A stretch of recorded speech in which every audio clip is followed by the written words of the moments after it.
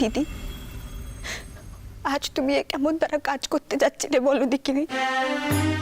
একটিবারও ভাবলে না, তাই না, যে সংসারে আমরাও আছি?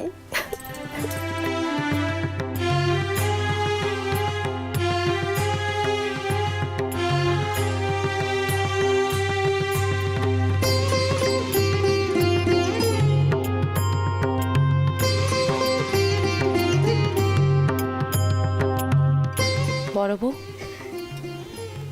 এখন কেমন বোধ করছিস? একটু সুস্থ বোধ করছিস তো?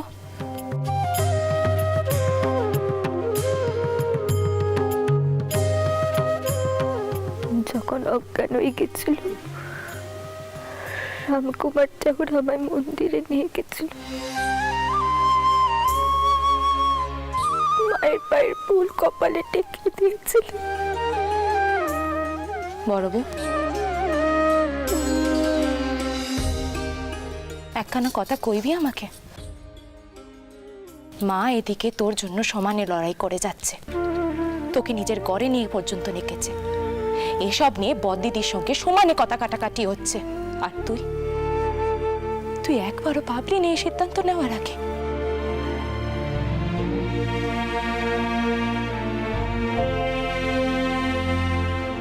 তুই একবারও ভাবলি নে যদি আজ তোর কিছু হয়ে যেত, যদি তুই আজ নিজেকে শেষ করে দিতিস, তাহলে মা নিজের মুখ কোথায় রাখতো?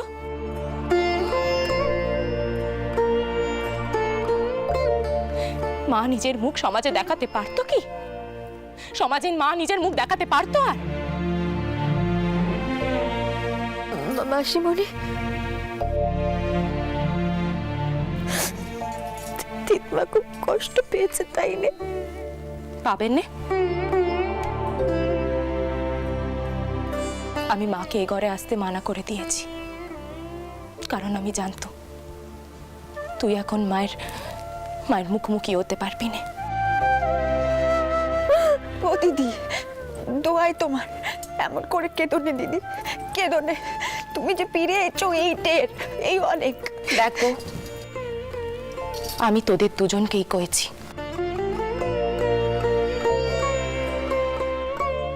এ সংসারের মান সম্মান কিন্তু বউদের উপরেই নির্ভর করে। কোনো সিদ্ধান্ত নেওয়ার আগে কিন্তু 10 বার ভাবতে হয়। দেখ বড় বউ, এরকম ভাবিস নি যে আমি তোর দুঃখ কষ্ট বুঝতে পারছি না, কিন্তু মেয়েদের যে অনেক কিছু সহ্য করতে হয় মা, শুধুমাত্র নিজের সংসারের জন্য। যাক,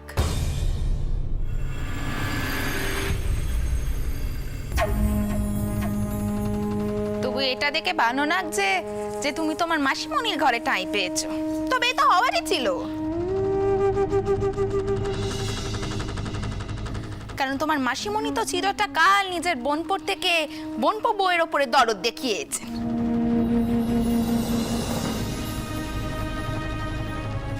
কোথায় মা আমার ময়নটাকে দোষ সাব্যস্ত করে এই বউকে খুঁজতে পাঠালো, আর এই বউ তো দেখছি দিব্যি ফিরে এসেছে।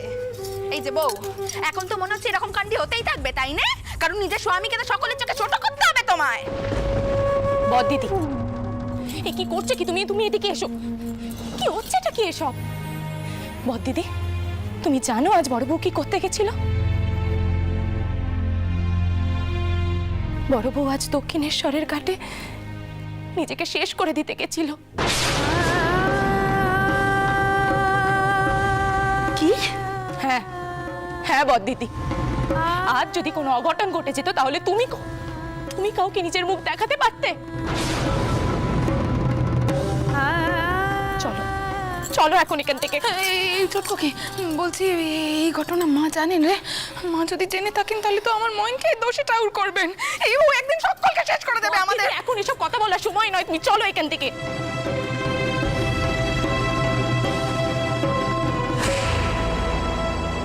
আস্তে আস্তে দেখি।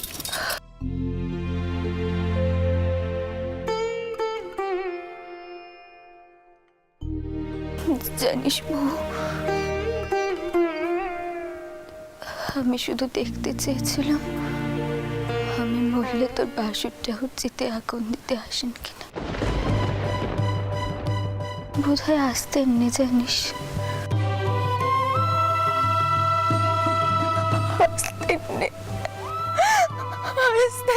উনি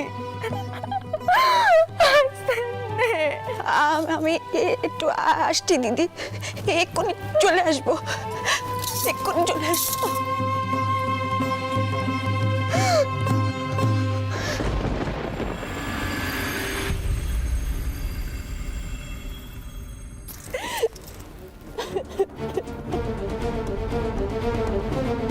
জানিস বউ, আমি শুধু দেখতে চেয়েছিলাম আমি মরলে তোর বাসুর ঠাকুর চিতে আগুন দিতে আসেন কিনা।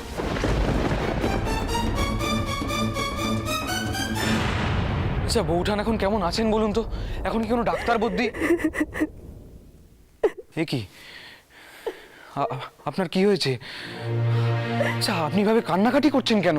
শুনছেন? আচ্ছা আবার একখানা কথা দেবেন, আমি যতই দোষ করি না কেন দয়া করে আমাকে কখনো পায়ে ঠেলে দেবেন না। আপনি আবার যত খুশি ধমক দিন, যত খুশি শাসন করুন, আমি কখনো কিচ্ছুটি কইব না, শুধু আমায় অবহেলা করবেন না আপনি। আমি কি কখনো তেমন কিছু করেছি? আমি কি কখনো কোনোভাবে আপনাকে অসম্মান করেছি? না না, আপনি সেটা আমায় খুলে বলতে পারেন। আমি কি আমার নিজের কর্তব্যে কখনো কোনো ত্রুটি করেছি? বরং আপনিই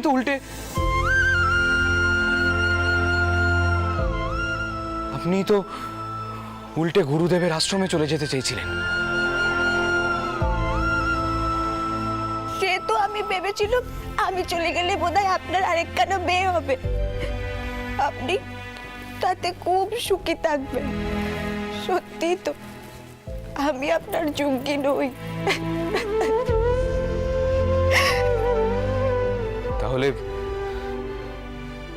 তাহলে আপনাকে একখানা অনুরোধ করব, আপনি দয়া করে এরপর থেকে আমার একার সুখের কথা আর ভাবতে যাবেন না। আর সর্বক্ষণ ওই পায়ে ঠেলা জাতীয় কথা আমার সামনে আর বলবেন না। আপনার স্থান কখনোই আমার পায়ে নয়, এই কথাটাই আমি আপনাকে বিয়ের পর থেকে বারবার বোঝানোর চেষ্টা করছি। বারবার বলছি যে আপনি লেখাপড়াটা শিখুন, তাহলে বুঝতে পারবেন আপনার স্থান কখনোই কারুর পায়ে নয়। যাই হোক, আচ্ছা আপনি বলুন তো বৌঠান এখন কেমন আছেন? উনি কি এখন একটু সুস্থ বোধ করছেন? দিদির দুঃখ চোখে দেখা যাচ্ছে না। আচ্ছা দিদি তো সামান্য লেখাপড়া কেনা শিখেছে, কোনোভাবেই আমার মতন না, তাও দিদির কপালে এত দুঃখ কেন লেখা হলো কইতে পারেন? কেন মান পাবে না আবার দিদি?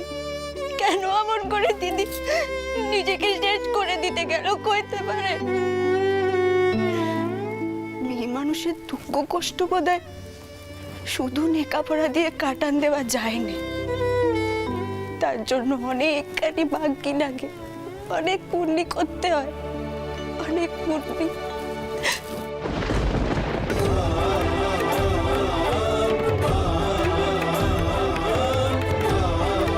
মেয়ে মানুষের দুঃখ কষ্ট বোধহয় শুধু লেখাপড়া দিয়ে কাটান দেওয়া যায় না, তার জন্য অনেকখানি ভাগ্যি লাগে, অনেক পুণ্যি করতে হয়, অনেক পুণ্যি।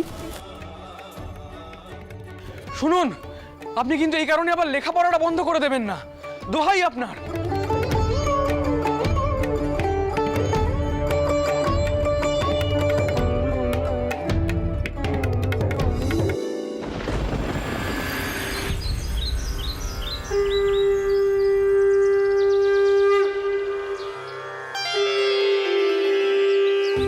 ছোট মামা ওটো এবার ফুল তুলতে যাবে নি?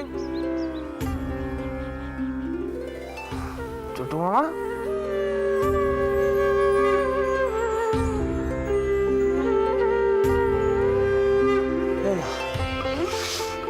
সকাল সকাল গেল কোথায় দুজনে? আমারে না ডেকে কি মন্দিরে চলে গেল আবার? এমন তো হয়নি কখনো।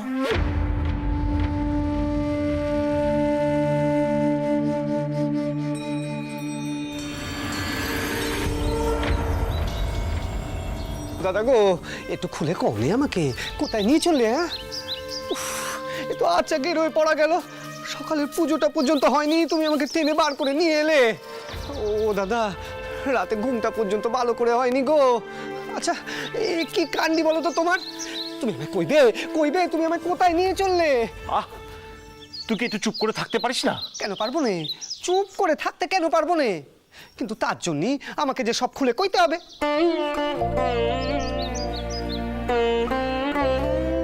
শোন গদাই, তোকে আমি যেখানে নিয়ে যাচ্ছি সেখানে তোর যাওয়াটা প্রয়োজন রে। গদাই, তুই আমার উপর এটুকু ভরসা করতে পারছিস না? একবার বলছিস কামারপুকুর ফিরে যাবি, একবার পাগলের মতো কথার মাঝখানে ঘর ছেড়ে বেরিয়ে যাচ্ছিস। গদাই, ছোট থেকে তোর দাদাই তো তোকে এত বড় করে তুলল রে। তাই তুই দাদাকে কোনো প্রশ্ন না করে দাদার সঙ্গে যেতে পারছিস না? কেন পারবো না গো? তবে এখন আমাকে একটু জিরোতে হবে।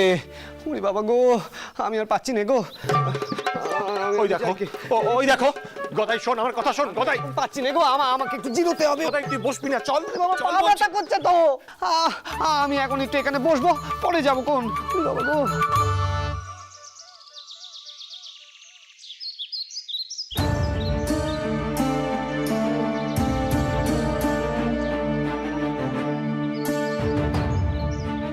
অভিষেক কর তোর ভাইয়ের, দীক্ষিত কর তন্ত্র মতে।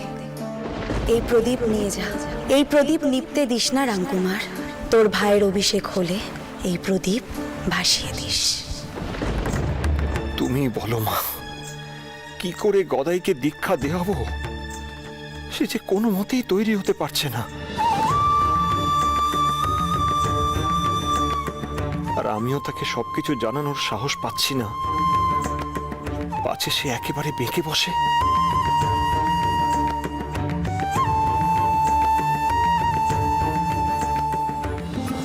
তুমি পথ দেখাও মা, তুমি পথ দেখাও।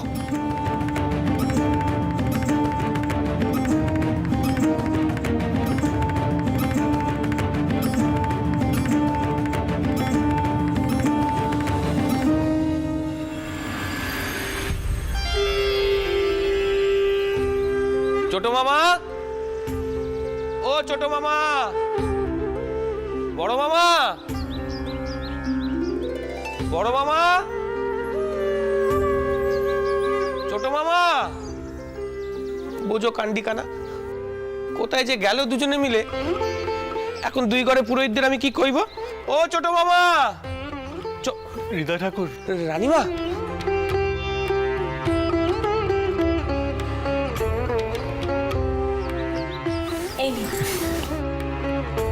আচ্ছা রীতে ঠাউর, ছোট ঠাউর কি গোবিন্দ ঘরেই আছে এখন? এগে এগে না, মামারা সকাল সকাল কোথায় যেন বেরিয়েছেন। সে কি, চাটুর্যে মশাই আবার কোথায় গেলেন? আমাদের যে চাটুর্যে মশাইয়ের সাথে জরুরি কথা ছিল। আগে সেজবাবু, বড় মামা হয়তো এখনই ফিরবেন, কাউকে তো কিছু কয়ে যাননি। আজও তিনি কিছু না কয়ে চলে গেছেন। আচ্ছা রীতে ঠাউর, আমাকে এখানে কথা বলুন দেখি, চাটুর্যেটাও সুস্থ আছেন তো?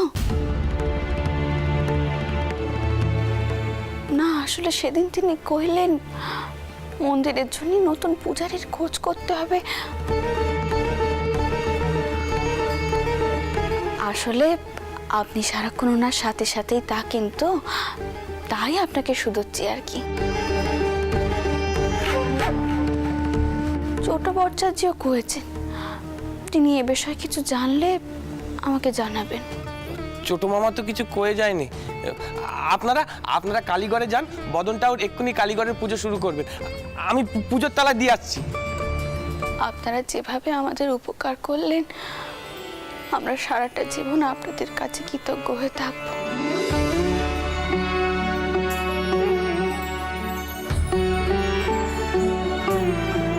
আপনারা আমার বড় নাতবউকে রক্ষে করেছে, আমার মান সম্মান রক্ষে করেছে।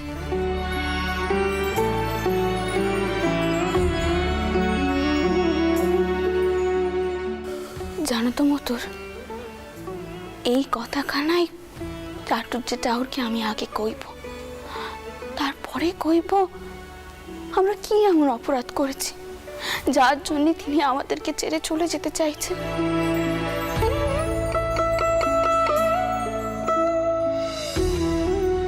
তিনি জবে থেকে এই কথাখানা কয়েছেন নি, আমার উদ্দেশ্য থেকে কেমন যেন নোখ পাচ্ছে জানো তো।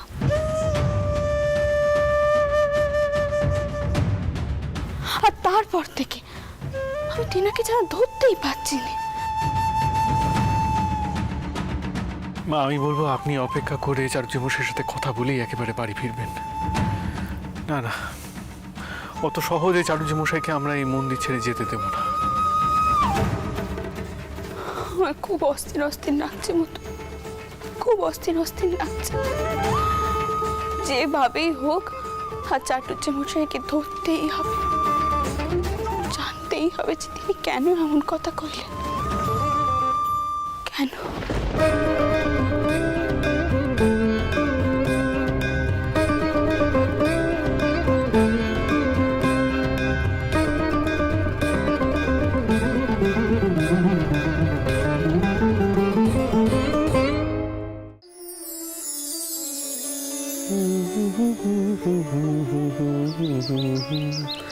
তলাতল পাতাল খুঁজলে, তলাতল পাতাল খুঁজলে,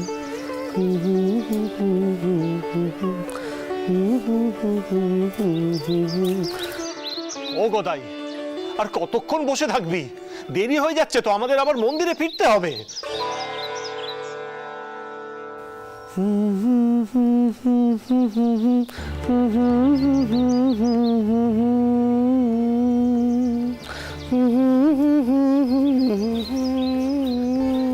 আচ্ছা বল বল, তুই কি জানতে চাস বল।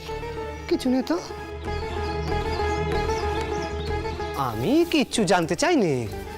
আমার কি প্রয়োজন তোমার পেট থেকে কথা টেনে বার করা না? কিন্তু একটা কথা আমি তোমায় কইছি, আমি কামার পুকুরে গেলে মাকে কইব তোমার মাথা কানাও গেছে, বৌদি দেখাতে হবে। বুঝতে পেরেছি, তোকে সব বুঝিয়ে না বললে তুই যাবি না। ও দাদা গো, সত্যি আমি বুঝতে পারছি না গো। তুমি ভোরের বেলা এই দেখে পর্যন্ত কিছু না জানিয়ে আমাকে টেনে নিয়ে চললে কোথায়? হ্যাঁ, আর একটা কথা আমি বুঝতে পারছি না, তুমি রানীমাকে কেন কইছো তুমি আর কালীঘরে পুজো করবে না? অন্য পুজোরি আসবে কেন গো? ও দাদা গো, কেন কইছো এই কথা? আমাকে খুলে বলো না। ও দাদা গো, কেন কইছো? আমি কি চিরটাকাল বেঁচে থাকবো গদাই? দাদা,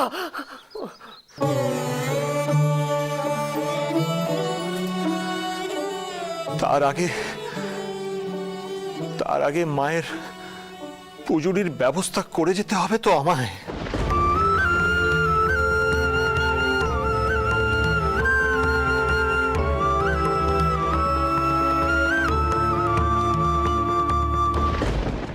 এক ভৈরবী মা আমাকে নির্দেশ দিয়েছেন, আমার পরে কে মায়ের পুজোরি হবে তার খোঁজ করার।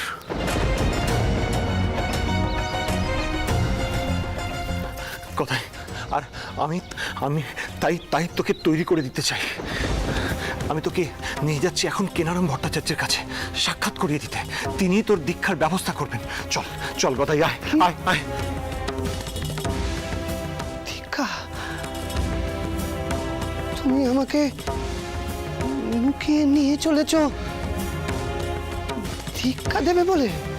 হ্যাঁ গদাই, তন্ত্র মতে দীক্ষিত হবি তুই, তবেই তো মায়ের পুজো তুই করতে পারবি। না, আমি কোথাও যাবো না, আমি দীক্ষা দিতে কোথাও যাবো না। এই জন্যই তুমি আমাকে লুকিয়ে চুরিয়ে নিয়ে যাচ্ছিলে গো। তা নয় তো কি, তোকে বললে তুই যেতিস? চল চল লক্ষ্মী লক্ষ্মী ভাই আমার, চল। না আয়, চল, না চল। না না না আমি যাবো না।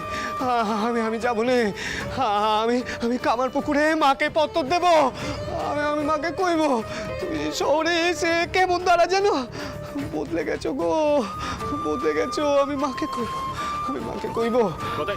আমি যাবো না, কোথাও যাবো না। আমার কথা শোন। আমি চললুম দাদা। কোথায়? আমার কথাটা শোন, আমি কোথায়? চললুম দাদা। কোথায় যাস না, কোথায়? আমি চললুম। ও, কোথায়? আমি যাবো না। কোথায় শোন? আমি যাবো না। ও কোথায়? আমি যাবো না। আমি দীক্ষা নেবো না গো, দীক্ষা নেবো না।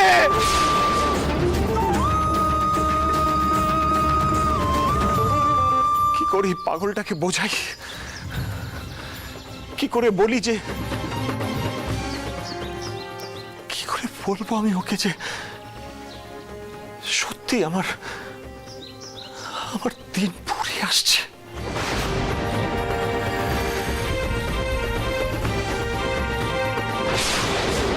জবা ফুল ঝরে ঝরে পড়ছে রাত থেকে, দিন